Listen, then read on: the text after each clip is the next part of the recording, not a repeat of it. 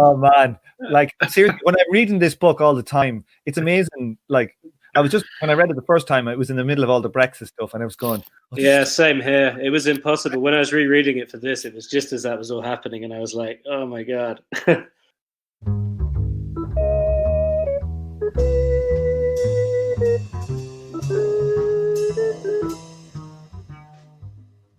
Hello, and welcome to the second episode of Karl Marx's 18th Brumaire of Louis Bonaparte reading group series. Today is Thursday, the 7th of May 2020, and I'm your host, Tom O'Brien. This week I have the new patrons Eddie Maldonado and BK to thank. If you like today's episode and would like to hear more of this type of thing, perhaps you could consider becoming a patron. For only $5 a month, or under $1 an episode, you get 2 Patreon-only episodes every month, the regular episodes a few days early, and the right to vote on the next reading group series. If you don't have any spare dough, just spread the good commie word and give me a nice iTunes review. Okay, let's jump back into the discussion. Let's keep going here. James, are you alive? I am indeed alive. The February Revolution was a surprise attack, a seizing of the old society unaware, and the people proclaimed this unexpected stroke a deed of world importance, ushering in a new epoch.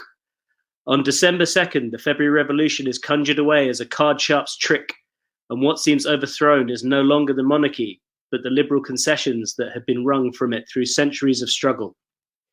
Instead of society having conquered a new content for itself, it seems that the state has only returned to its oldest form, to a shamelessly simple rule by the sword of the monk's cowl.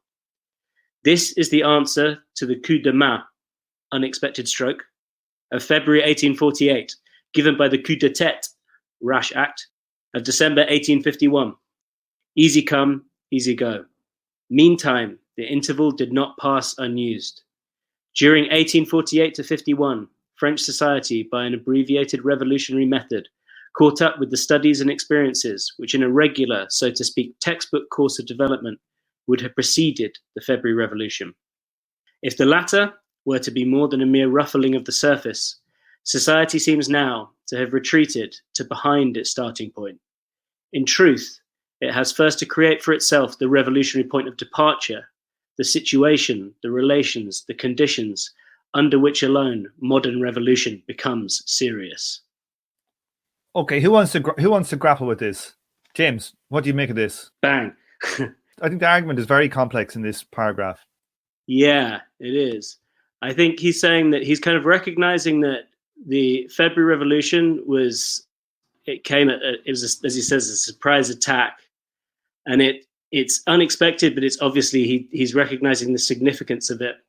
But then very swiftly, it's almost immediately kind of it disappears, as if, like he says, like it's a card sharp's trick. And again, this whole paragraph, there's so much kind of amazing kind of linguistic dexterity, even in translation. And so he talks about how the revolution is conjured away. It's no longer the monarchy, but the liberal concessions that have been wrung away from it through centuries of struggle. So you have the liberal concessions that have been wrung from the monarchy over a great period of time. And then what kind of results from that is that, as opposed to, as we were just kind of discussing, society isn't creating kind of new content. So there's not a new revolutionary content, but it's the state simply returned to as it was. Again, this idea of the rule by sword and the monk's cowl. So the idea, I guess, of the power of the state and also of kind of church authority. And he says kind of easy come, easy go. So while it's almost like a great rupture has happened, because nothing is actually, the content itself has not changed. So nothing is actually really kind of changing there. There's one thing I like that I've been listening to the Mike Duncan's Revolutionary podcast. You know, I've really gorged on them in preparation to understand who all these French names are. But like this idea, and I don't know where I heard it in relation to which part of the podcast, but the idea like of these like idea of history coming in kind of waves, you know, like some kind of like a, you know, like on a beach, a complex system of, you know, molecules of acting under gravity, and they come in waves, and they come in and they come out, and they push in and they push out. And like, I think Marx seems to be very aware of this kind of cyclical nature of the history and this need for it to push forward again more. It seems like it needs to draw out before it'll go forward again. Yeah, the other thing, I guess he's saying here that, so if you look at the original French Revolution, it's a very extended process and very chaotic and destructive, right? And if you look at the 1848 to 1851 period, he's kind of saying that, like, the revolutionary event, it condensed the textbook course of development so much that it was just kind of a blip and then it was gone. And so it didn't have that same kind of massive effect. It's just a mere ruffling of the surface because it was so brief.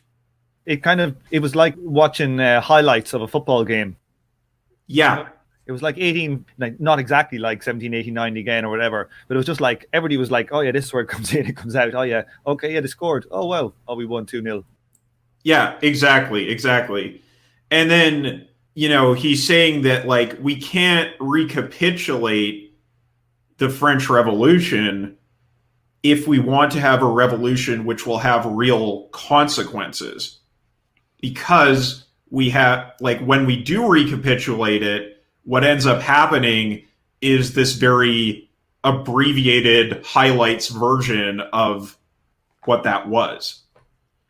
And worse than that almost, because in the final sentence, he kind of says, society seems now to have retreated to behind its starting point. Mm-hmm. So without what you just mentioned there, it's almost worse. You can regress, and there can be like a kind of a reactionary return, which is, I guess, what we're going to explore as we go through the text. Yeah, so I don't know, like, he says that the sword in the monk's cowl is like, the ancien regime has somewhat come back.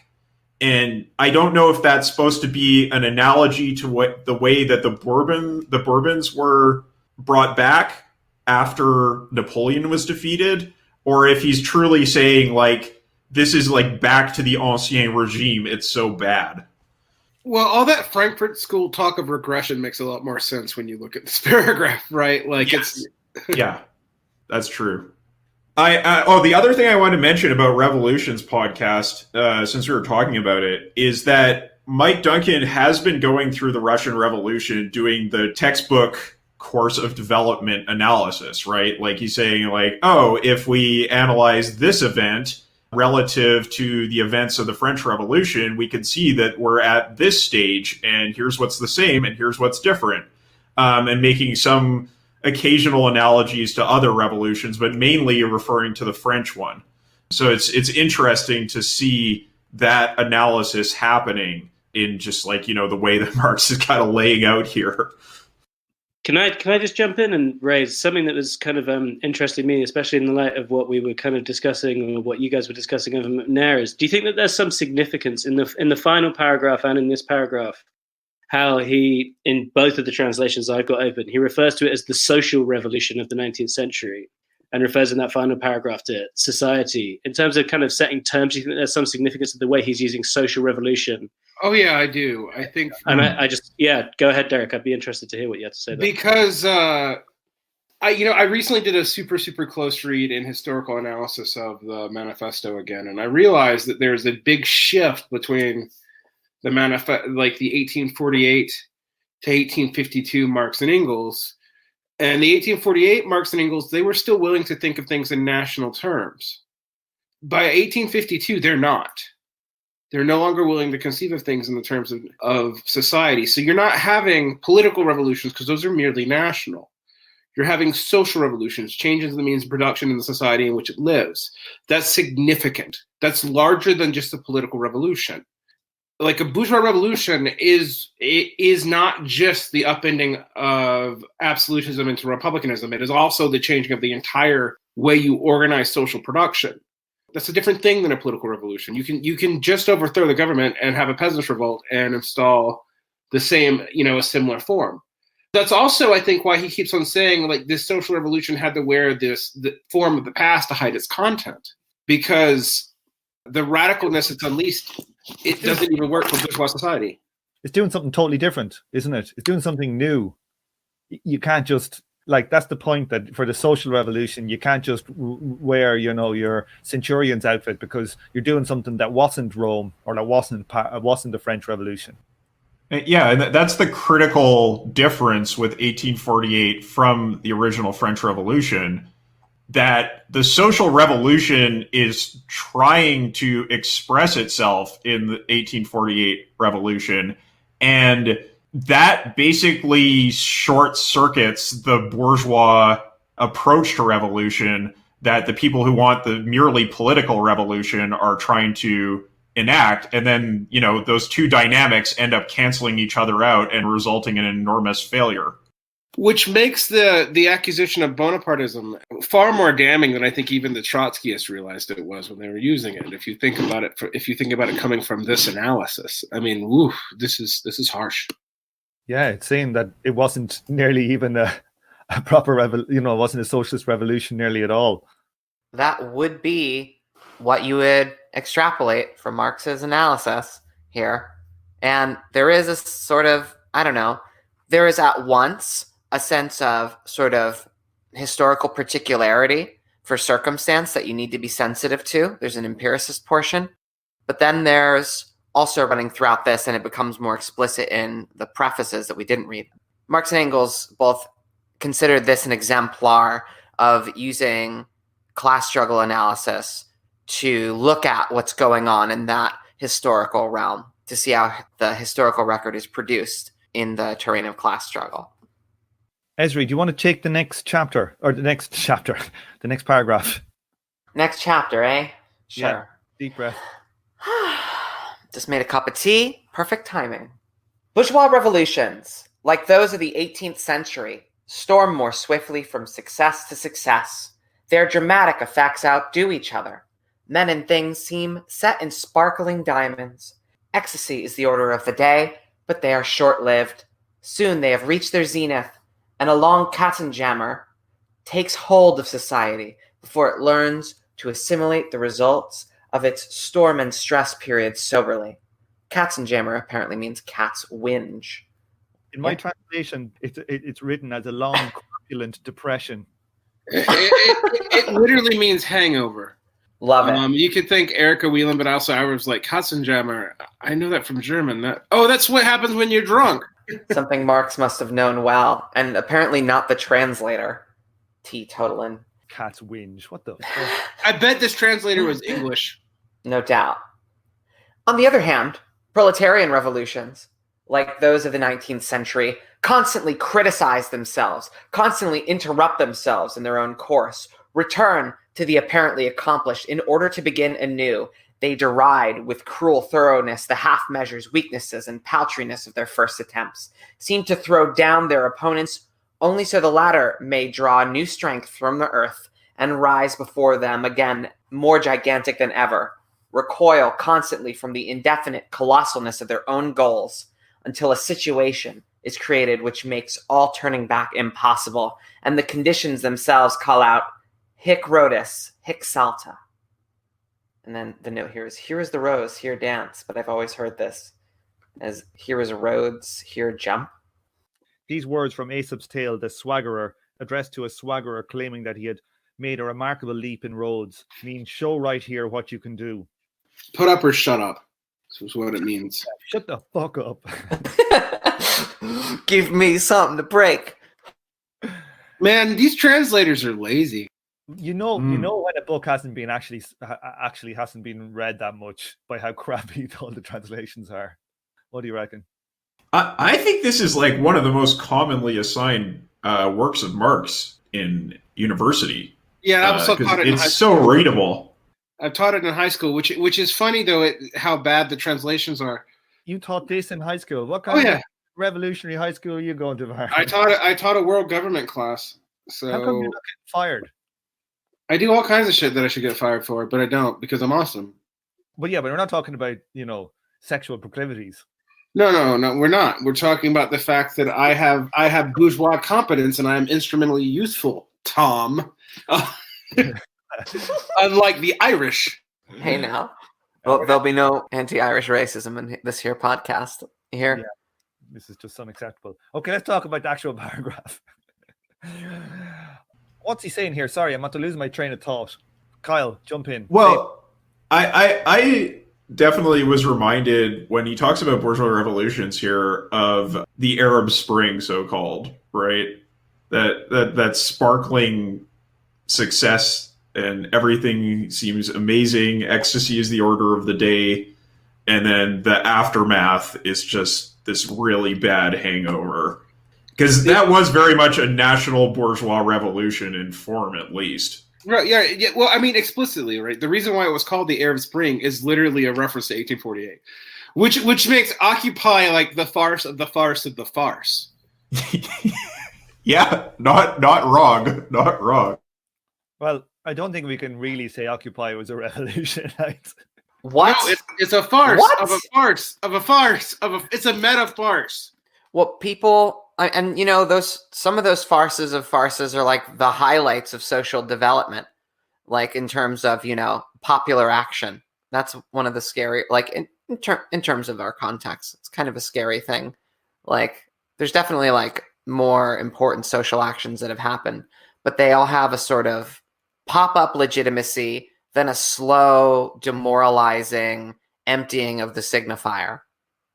Yeah, and I mean, the emotional content of that revolution was, like, really powerful. Like, you know, seeing the protests in Egypt, the confrontation with the army and all that stuff, like, you know, as a kid, or not a kid, but as a young adult, it was very stirring.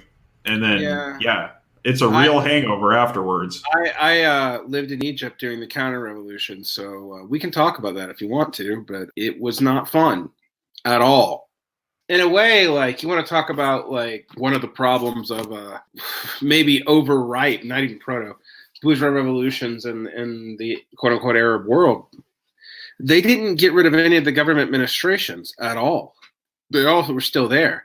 So it wasn't even hard for the Bonapartist turn of the Muslim Brotherhood to be out Bonaparted by the military.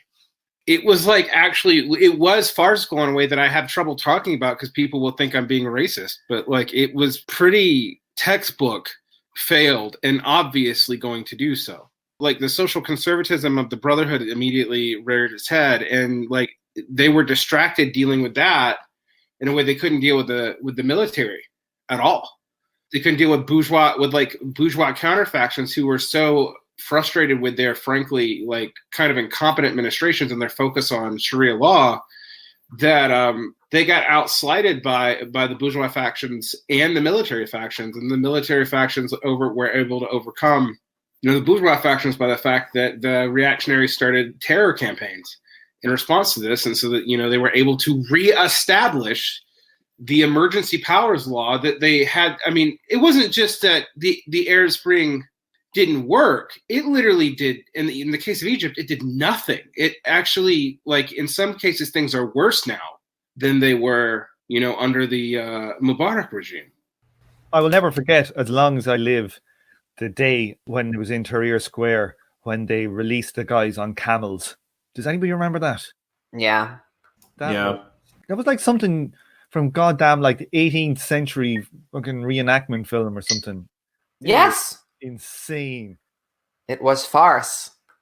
James, I saw you. I was just going to say, when he's juxtaposing the nature of the proletarian revolution contra the bourgeois revolution here, I mean, again, it's so concise and seems, you know, with the experience of time, kind of empirically very true. And in a way, I find it almost like quite demobilizing. It's like, Jesus, is this it? I mean, I don't know. How does everyone else feel about that? What do you mean demobilizing? It's so kind of pithy, you know, it seems so true to the way that we've experienced things that it almost feels, it's like the impossibility of actually creating revolutionary change through a proletarian revolution is almost, this is something I actually struggle with personally, is the difficulty of what we engage with kind of at an abstract or theoretical level, and how that can possibly ever be translated into the kind of social change that we want to see. And when I kind of read something like that, I'm like, yeah, I don't know. I'm just interested to see what you guys think. That's really interesting. I don't feel as pessimistic about this. I feel like it's a statement of the character of how these things are bound to unfurl as, the proletariat figure their shit out. Like revolutionaries are bound to, but this is supposed to be some kind of generative process where proletarian revolutions are constantly self-critical, throwing its own factions down in order to make them stronger or something. I think maybe de Maistre's account of how revolutions tend to go, at least the romantic bourgeois ones, is a little more accurate. And I'd like to see something more like what Marx is describing here. I don't entirely agree with how neat this schematism is about bourgeois revolutions. I think he qualifies. No, he doesn't qualify. He says bourgeois revolutions, period. I think if you go back to the early bourgeois revolutions in the Middle Ages or the Renaissance period, they're very much like this too. They're really abortive and don't necessarily have the same heroic character to them. But they're not social revolutions. They're mere political. Oh, no, they're not. No, they're not. I totally agree with that point. I just think that that kind of storming swiftly from success to success character is something that comes later in the process of bourgeois revolutionary development.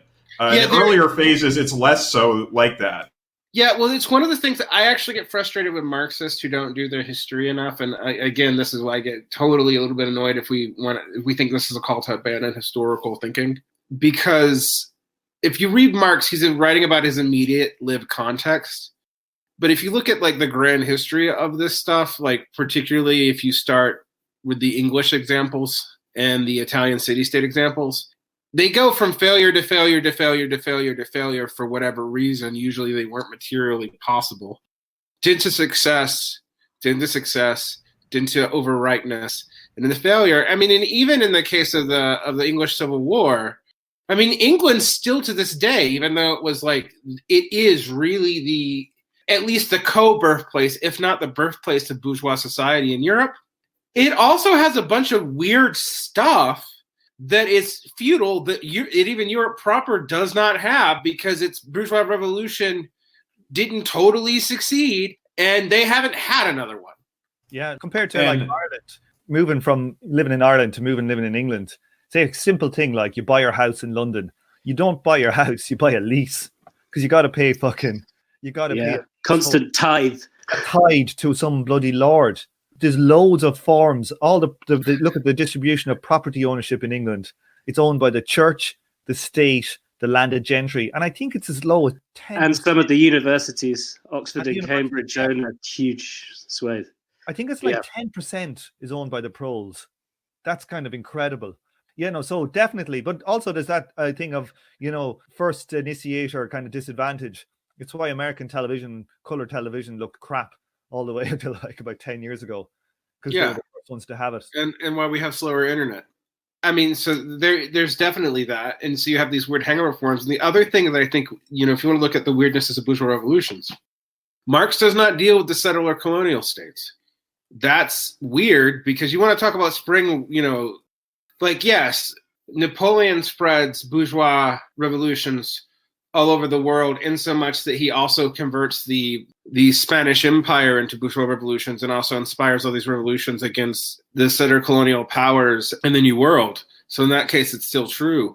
But these patterns are actually different and weirder and way more abortive and even way more violent in the settler colonial areas than they are in the mainland. And Marx doesn't deal with that in this. And so I think that complicates things too. And I don't say this as some kind of Maoist or something, because you guys know me, I'm not. But it's something you do have to deal with.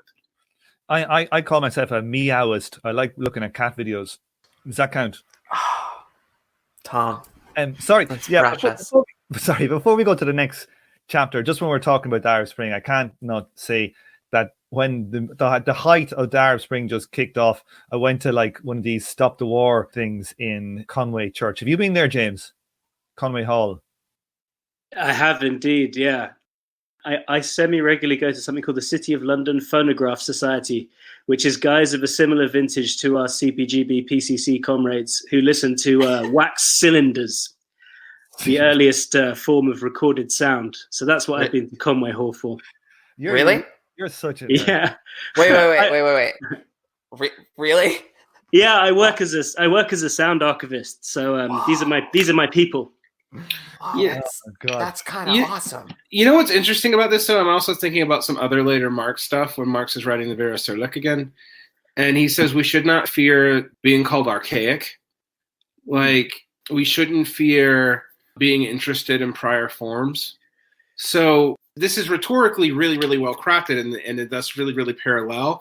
But I'm not sure that Marx means it to be a vulgarly perfect analysis either. Yeah, no, I agree. Yeah, you have to learn from history, sure, don't you? No, this is more about like doing the translation from the very powerful and good rhetoric here to theoretical conclusions, and how we should interpret that. Yeah, I think to go back to kind of the feeling I get, I think what the feeling I get is the recoiling from the indefinite colossusness of the goal is the kind of what I get from that paragraph. But Tom, I feel we interrupted you telling us about what you did at Conway Hall. Oh yeah, sorry. I went into Conway Hall. It was just right at it was like a day 1 or day 2 of the Arab Spring, and Conway Hall. If you've gone to the meetings there, the political meetings, there's usually like maybe 100 or 200 people.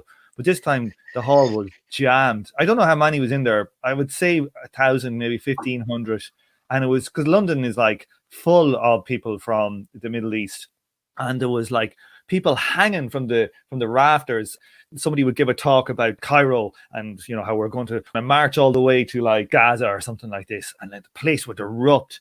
And then like there was guys from Libya, and they were chanting and singing. And I swear to God, I was in the middle of this, and it was like the greatest political thing I have ever been to, without a shadow of a doubt. It was like something, like if you watch those, what was that film with the only American film about the Russian Revolution?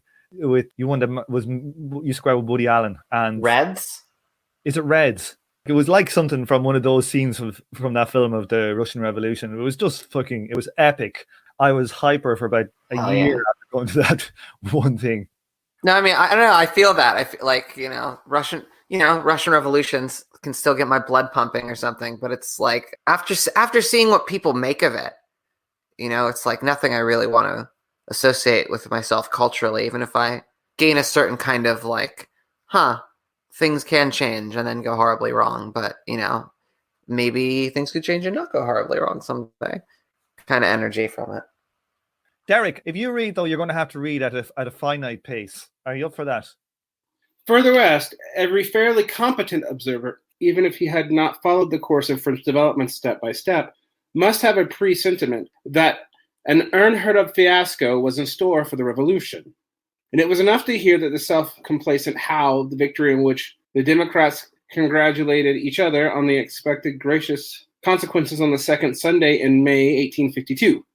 In their minds, the second Sunday in May 1852 had become a fixed idea, a dogma, like the day on which Christ should appear and the millennium begin. In the minds of the Chalaists, as ever, weakness had taken refuge in the brief miracles, fancied the enemy overcome when he had only conjured away in the imagination, and it lost an understanding of the present in the passive glorification of the future in which was in store for it, and the deeds of it in petto, something up one's sleeve is what that means, but which it merely did not want to carry out yet. Those heroes who seek to disapprove their demonstrated incapacity by mutually offering each other their sympathy and getting together in a crowd had tied up their bundles, collected their laurel wreaths in advance, and were just then engaged in discounting an exchange market, the republics in partibus, for which they had already providently organized the government personnel with the calm of their unassuming disposition. December 2nd struck them like a thunderbolt from a clear sky, and the people that in the periods of posthumous depression let their inner apprehension be drowned by the loudest brawlers will perchance be convinced themselves that the times are past when the cackle of geese could save the capital. Okay, there's one bit there where he talks about this date, the second Sunday in May 1852. This was the day of elections when Louis Bonaparte's term was supposed to expire. So all these liberal bourgeois types said, oh, well, because Louis Napoleon was elected president in 1848, but he was only allowed to sit for one term. And they thought, oh, well, when his term is up, then we're fine. We get rid of him and everything will be grand. But they couldn't see what was happening in society or what was going on. They were just like obscured by the legalism of stuff, and then their whole world fell asunder. So to me, this is also damning for our left-wing love of European caudillos who end up getting cooed by right-wingers, because while those are coups and they are right-wingers and a lot of those people have popular legitimacy, we should have been wanting that in the first place. We like, even, you know, Marx does seem to think that like Bonapartism has in its initial phase some progressive content. In its later phases, it just falls down. Everybody thinks, oh, you know, we're gonna be through with this, or oh, we're not gonna be, and we'll be able to ram it through with our executive leadership. And neither thing usually ends up ringing true. I mean, when you read this, man, it's hard not to really come down hard on contemporary Marxist and left-wing activists being really crappy at understanding their primary text. In what way specifically do you mean here? Because we keep on hoping that like we can somehow Bonaparte our way through these reforms, or that we can do it by pure, you know, formal democracy. Neither thing is going to happen. It's just not. It doesn't work. It didn't work as reaction either. One has to wonder then what the historical sort of accumulated Marxist tradition is from a Marxian lens, in a Marxian framework, and what the difference between a framework and like ideology in the positive sense.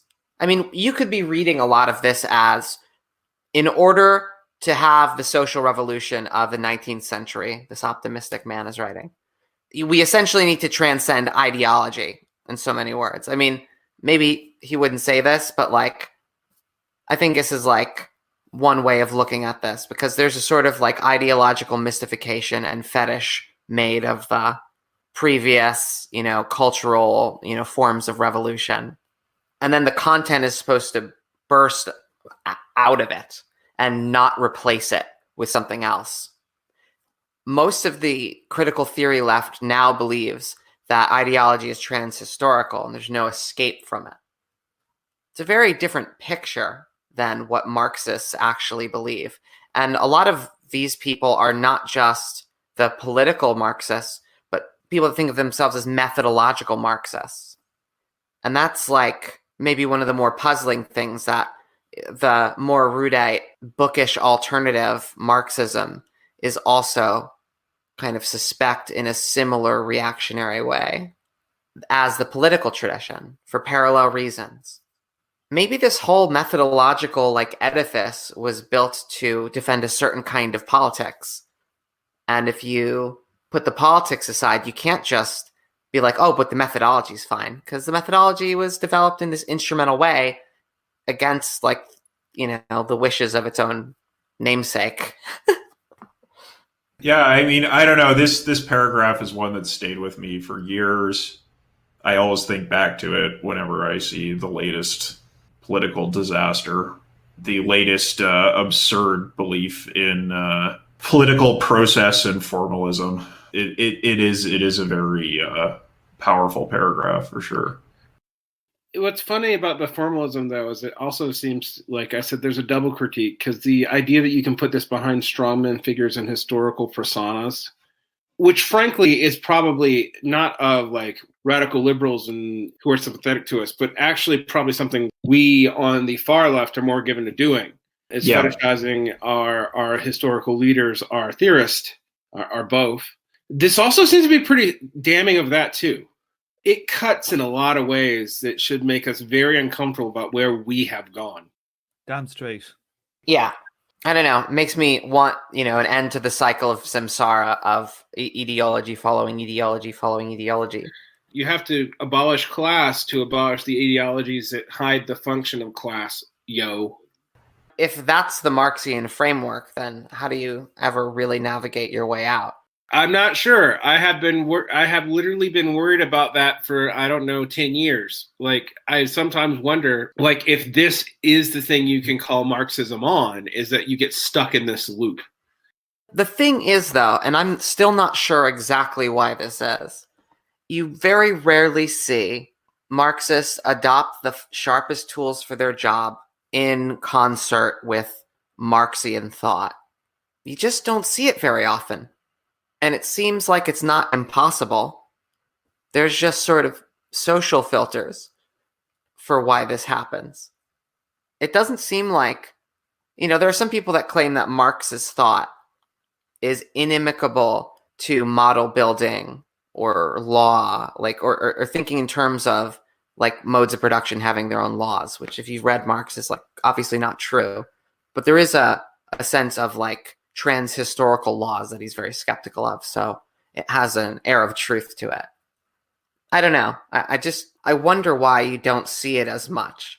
Because I think on the level of individual like minds or people that are talking to each other, I think it is possible to get closer to the truth than farther, or closer to saying something useful than not. And it just doesn't seem like there's a consistent good faith attempt to do that among Marxists. When we're looking at the 18th Brumaire and the motivations for dressing yourself up in revolutionary traditions, it gives you a good explanation why someone isn't going about the most rational way to do something that they say that they want to do. They say they want to work towards communist revolution any way they can, but their practice says something different.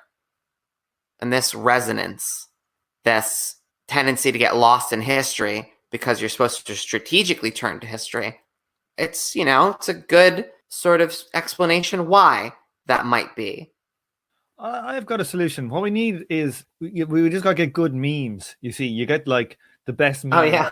And that the ultimate meme will destroy all other memes, and then we're there. That's what we need. The rhizome meme. One cool trick. I tried it with that one of Worf and Ezri, the one where he goes, "It is not possible to both win and lose at the same time." And Ezri goes, "Well, what about winning Employee of the Month?" And Worf looks into the distance.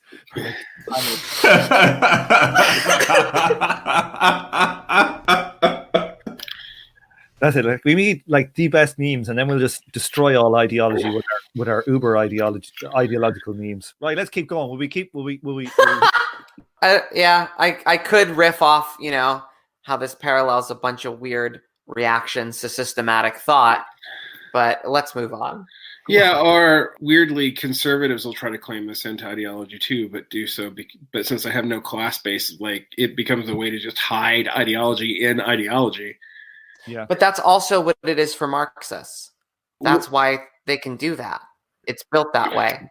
I mean, honestly, and I've said this since I was very young, that most of the best reactionary tricks were all learned from Marxist failures trying to pull stunts themselves. And we all learned it from bourgeois failures when they also didn't pull their stunts off. Let's, give credit where it's due. We're stuck in a repetition compulsion. And now let's read the next chapters or paragraphs or whatever. Okay, I'll hit this one. It's been a long time. The Constitution, the National Assembly, the dynastic parties, the blue and red Republicans, the heroes of Africa, the thunder from the platform, the sheet lightning of the daily press, the entire literature, the political names and the intellectual reputations, the civil law and the penal code, liberté, égalité, fraternité, and the second Sunday in May 1852, all have vanished like a phantasmorgia before the spell of a man whom even his enemies do not make out to be a sorcerer. Universal suffrage seems to have survived only for the moment, so that with its own hand it may make its last will and testament before the eyes of the world and declare in the name of the people itself, all that exists deserves to perish. It is not enough to say, as the French do, that their nation was taken unawares. Nations and women are not forgiven. Here we go. Nations and women are not forgiven the unguarded hour in which the first adventurer who came along could violate them. Such turns of speech do not solve the riddle, but only formulate it differently. It remains to be explained how a nation of 36 millions can be surprised and delivered without resistance into captivity by 3 knights of industry. So this is supposed to be some kind of dialectical point of saying that, you know, they've been hoodwinked by this cunning politician, you know, as an external explanation, doesn't give you the internal disposition of the proletariat that made them vulnerable to this, right? This is like Chomsky's critique of Lenin. He was just really cunning. Right. And however, Marx chooses the excellent moral example of, you know, a woman being raped and how that there's some kind of internal vulnerability to her character that just seems very moralistic and victim blaming and bad.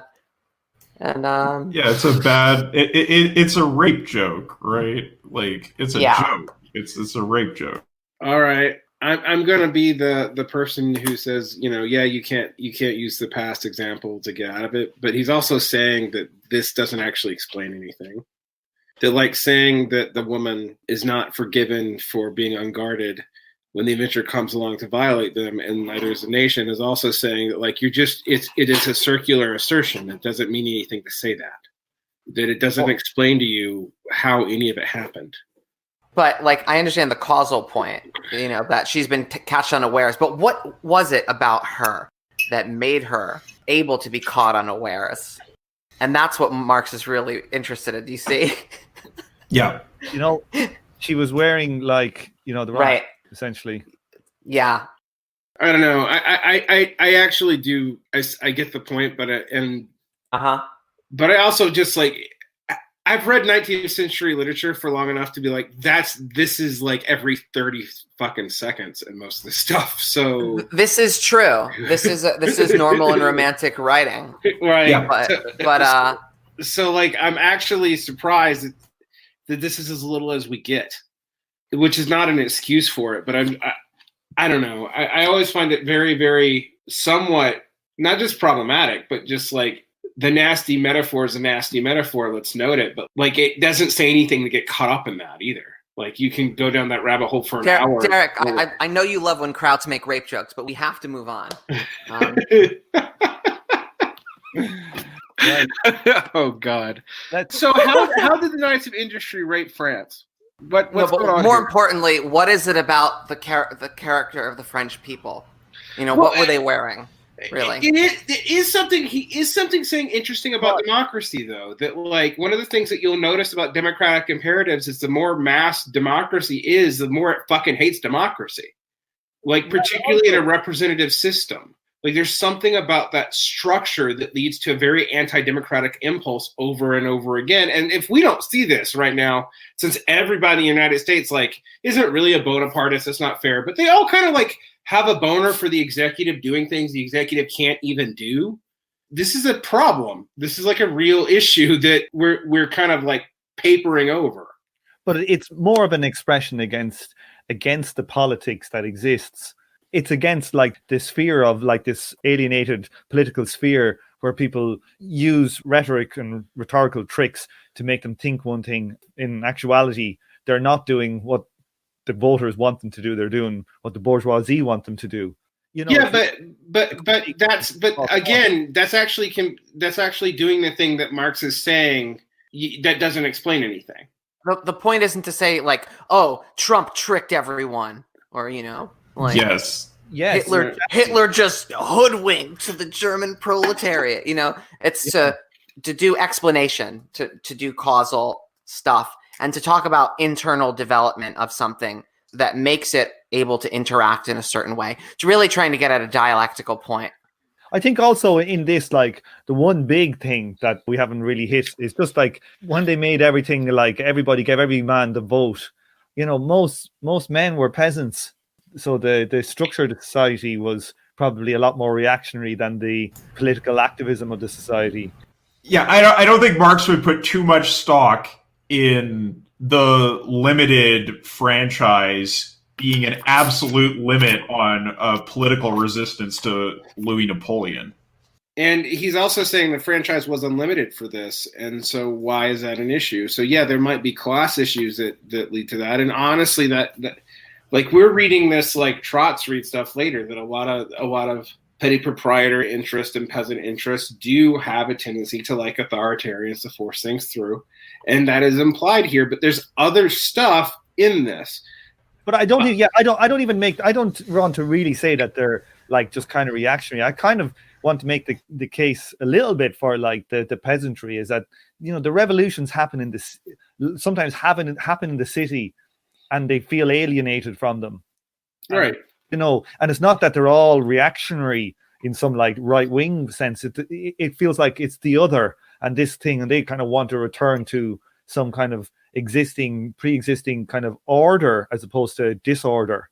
Right. So what's interesting about that is that I can think of like three communists who really, really thought about the abolition of the city-countryside problem: Bodega, Bukharin, and Bukharin's rightist opposition, and Marx, actually, all see this as a problem that plagues bourgeois and proletarian society, because the division between urban and countryside does mean that the urban actually do take advantage of the countryside in a way that even when they're agrarian workers and not peasants, like say in England, where the weird sharecropping system effectively mandated that you didn't have the development of like properly speaking landowning peasants, that you still have a rural-urban divide that leads to rural reaction, because the rural area feels like it's being basically fucked by the city, and frankly isn't wrong. And so that was something that like basically only three communists have really tried to deal with. And I think the reason why so few communists try to deal with it is because it's a hard problem. Like, it's not an easy fix.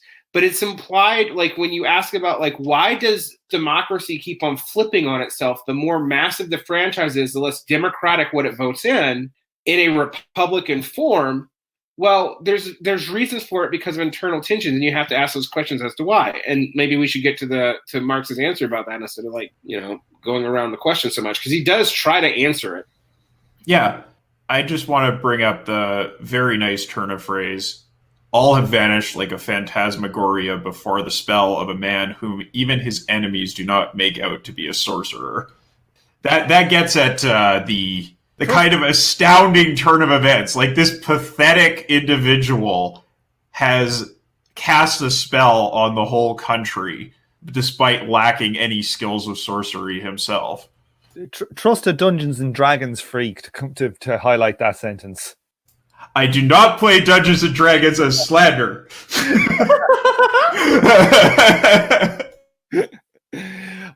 I have an answer to Ezri's question. He said, what was the French nation wearing that they deserved? What happened to them? And I'd say that was a rhetorical question, Tom. There's no need to answer it. It's the beret. It's definitely the beret. All right, Tom.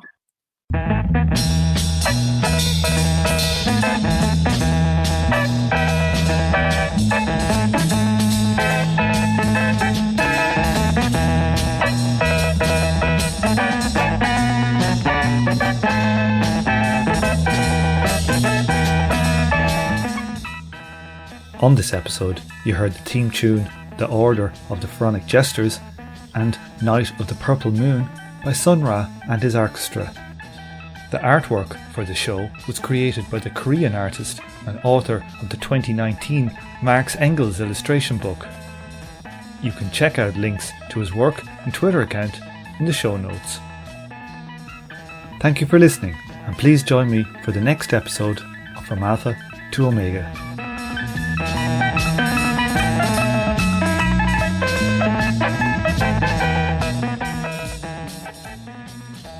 This show is a member of the Emancipation Network, a Marxist podcast and research collective.